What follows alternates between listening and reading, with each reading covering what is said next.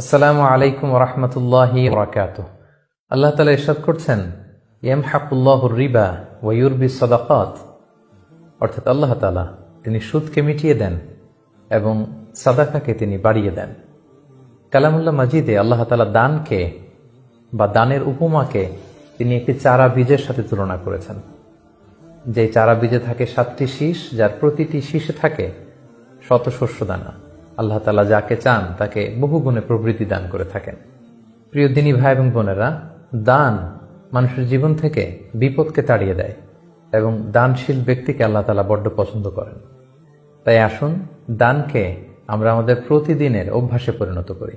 রাসূলুল্লাহ সাল্লাল্লাহু আলাইহি ওয়াসাল্লাম ইরশাদ করেছেন, আহাব্বুল আ'মালি ইলাল্লাহি আদওয়ামুহা ওয়া ইন ক্বাল্লা, অর্থাৎ আল্লাহর কাছে সবচাইতে প্রিয় আমল সেটি যেটি বান্দা নিয়মিত করে, যদিও সেটা পরিমাণে কম হয়।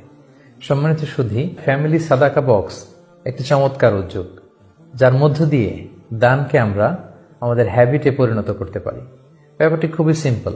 প্রতিদিন ঘুম থেকে উঠে এই ফ্যামিলি সাদাকা বক্সে কিছু না কিছু দান করুন এবং মাস শেষে দানকৃত অর্থগুলো সুবিধাবঞ্চিত কোনো মানুষের হাতে তুলে দিন। পরিমাণে যত কমই হোক, আসুন আমরা প্রতিদিন দান করি।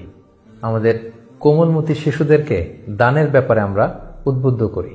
আমাদের প্রতিটি সকাল শুরু হোক ফ্যামিলি সাদাকা বক্সে কিছু না কিছু দানের মধ্য দিয়ে। আসসালামু আলাইকুম ওয়া রাহমাতুল্লাহি ওয়া বারাকাতুহু।